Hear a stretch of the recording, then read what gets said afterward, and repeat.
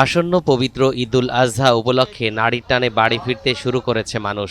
প্রিয়জনদের সঙ্গে ঈদের আনন্দ ভাগাভাগি করতে আসা মানুষের ভিড়ে মুখর হয়ে উঠেছে দেশের ২১ জেলার প্রবেশদ্বার খ্যাত দৌলতদিয়া পাটুরিয়া নৌরুটের দৌলতদিয়া ঘাট।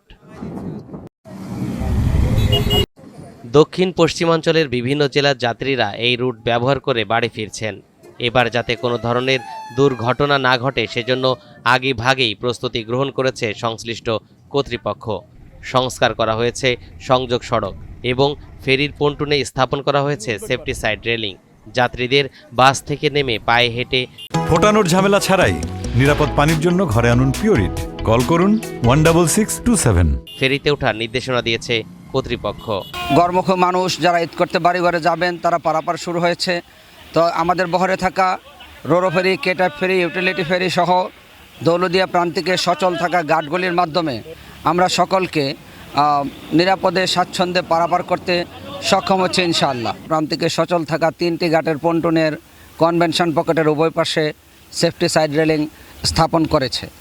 গাড়ি ফেরিতে ওঠার আগে অবশ্যই সম্মানিত যাত্রীগণ বাস থেকে নামবেন, দয়া করে নামবেন এবং শুধুমাত্র খালি গাড়িটি ড্রাইভার সাহেব সতর্কতার সাথে ফেরিতে উঠাবেন।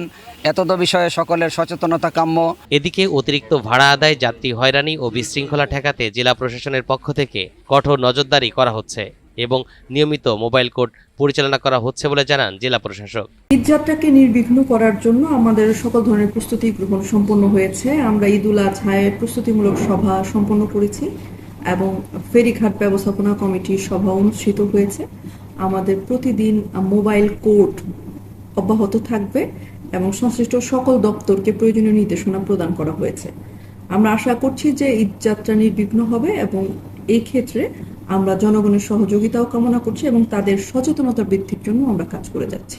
যাত্রী ও যানবাহনের অতিরিক্ত চাপ সামলাতে এবার প্রস্তুত রাখা হয়েছে 17টি ফেরি ও 20টি লঞ্চ।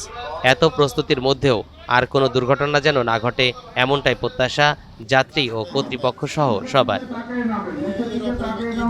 ফোটানোর ঝামেলা ছাড়াই নিরাপদ পানির জন্য ঘরে আনুন পিওরিট।